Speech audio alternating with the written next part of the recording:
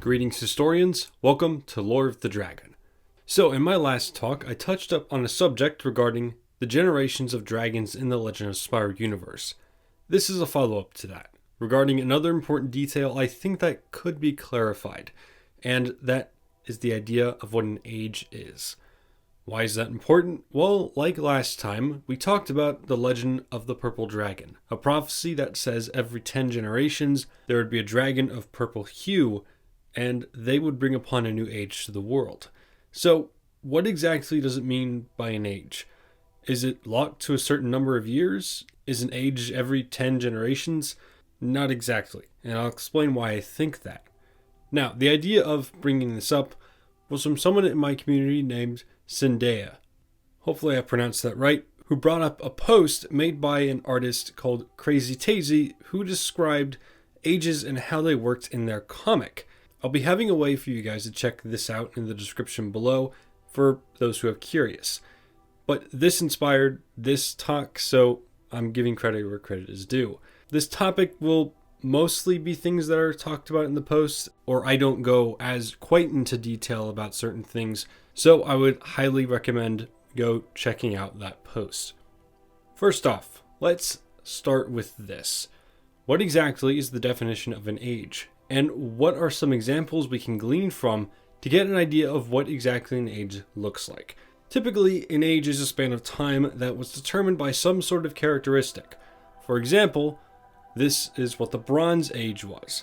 The Bronze Age is a historic period, approximately 3300 BCE, before current events, to 1200 BCE. This was characterized by the use of bronze, in some areas proto-writing and other early features of urban civilization. Another example might be the Stone Age. The Stone Age was a broad prehistoric period during which stone was widely used to make tools with an edge, a point, or a percussion surface. The period lasted roughly 3.4 million years and ended between 4000 BCE and 2000 BCE, with the advent of metalworking. So, ages don't entirely have a set number that's attributed to them.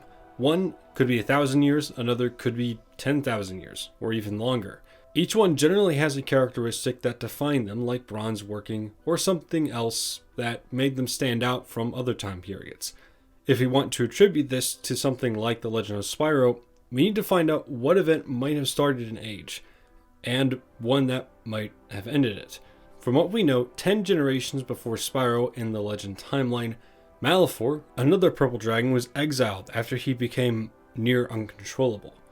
His power reached a height that none thought possible, and for the safety of all around him, assumingly, he was sent away, never to return. In retaliation, he tapped into darker powers, making an army and plunging the world into a war that almost ended the dragon race.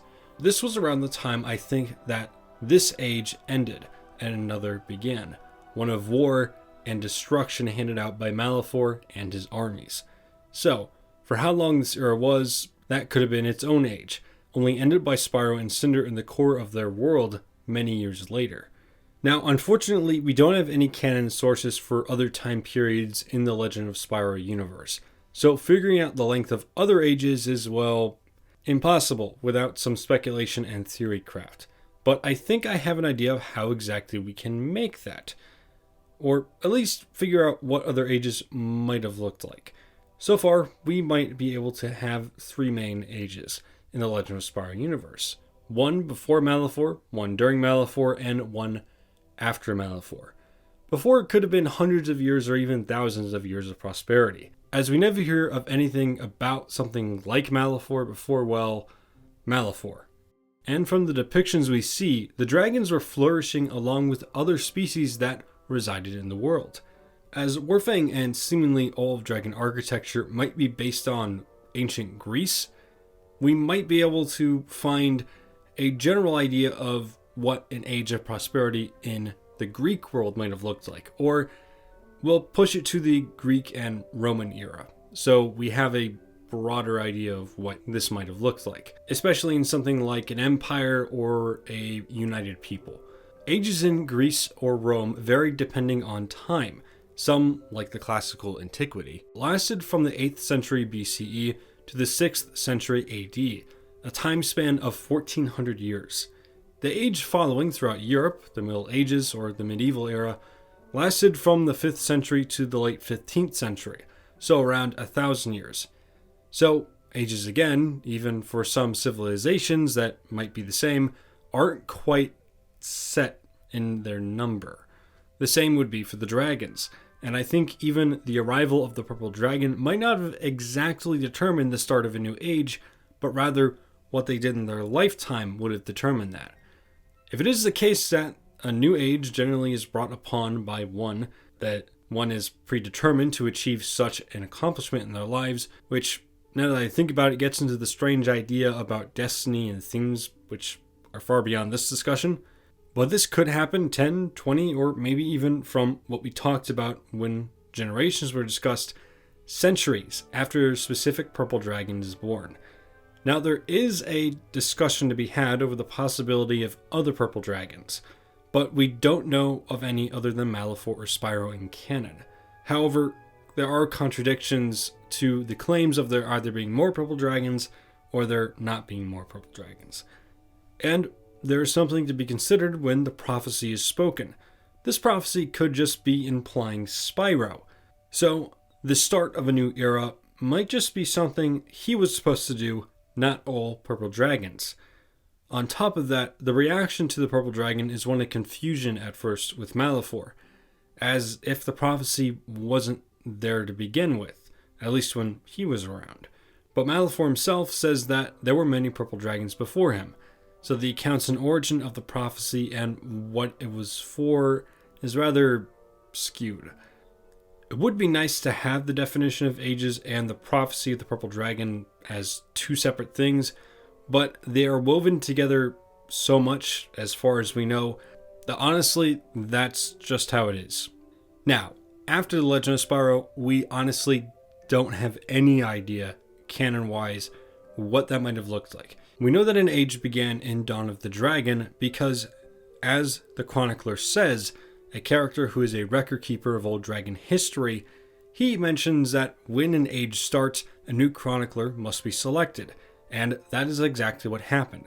A character that was the fire guardian, Ignitus, was given the role of chronicler for this new age. So, again, we do know when this new age starts, but we don't know when it would have ended. Honestly, it just seems like a happily ever after, depending on what your opinion is on certain things I won't get into. So, those are sort of the three ages and what the definition of an age might be. You guys can go in the comment section and figure out maybe what you think the start of an age was, what the end of it was, what a new age might have looked like after Dawn of the Dragon, or perhaps various ages in the past, and you can have maybe some headcanon in there. I don't know. Have some fun. But anyway, thank you all for watching. Thank you to my supporters over on Patreon. We have Shaggy, Abyssal Blue, and Starry Skies giving red gems, and Eka Restored and Kiyasu Shin giving blue gems. Thank you all so much. Anyway, I'll see you all the next time we talk about lore speculation, or maybe you can catch me in a live stream. I'm sort of trying to get into that. But anyway, I'll see you later, and stay safe, historians.